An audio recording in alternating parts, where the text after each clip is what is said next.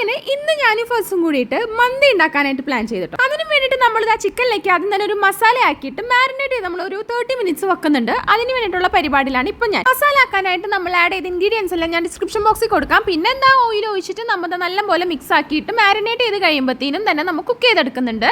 സൈഡിൽ ഞാൻ നമ്മൾ റൈസ് സെറ്റ് ചെയ്തെടുക്കുന്നുണ്ട് കേട്ടോ. പിന്നെ നമ്മൾ ടൊമാറ്റോ ചട്നി ആക്കുന്നുണ്ട്. പിന്നെയാണ് ഞാൻ ഓർത്തത് നമുക്ക് ചാർക്കോൾ ഉണ്ടായിരുന്നില്ല ഗൈസ്. അപ്പോൾ നമ്മൾ എന്ത് ചെയ്യുന്ന ആലോചിച്ചപ്പോഴായിരുന്നു ഉമ്മി പറഞ്ഞത് ചിരട്ട കത്തിച്ചിട്ടുള്ള കല്ലെടുക്കാന്ന്. അപ്പം അതിനുള്ള പരിപാടിയിലാണ് ഈ കണ്ടുകൊണ്ടിരിക്കുന്നത്. അപ്പോൾ പുക എവിടെ നിന്നാന്ന് ചോദിച്ചിട്ട് വലിയ മോടി വന്നേക്കാണ്. അപ്പോൾ ഞാൻ ഹായ് കൊടുക്കാൻ പറയുന്നതാണ്. അങ്ങനെ വലിയ ഹായ് ഒക്കെ തന്നിട്ടുണ്ട്. കനലെല്ലാം സെറ്റ് ആയി കഴിഞ്ഞപ്പോഴായിരുന്നു ഗൈസ് ആരോ വന്ന് കോളിംഗ് ബെൽ അടിച്ചു. നോക്കിയപ്പോൾ ഇഷിൽ ഒരു ബാഗായിട്ട് വന്നേക്കാണ്. ഒരു ബാഗ് നിറച്ച് സ്റ്റിക്കേഴ്സ് ആയിട്ടാണ് കേട്ടോ എനിക്ക് വന്നേക്കുന്നത്.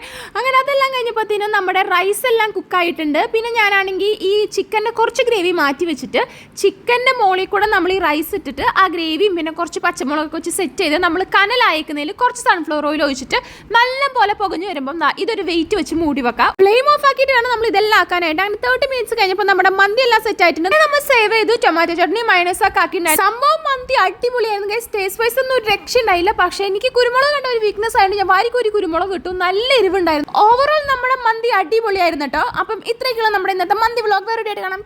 ബൈ.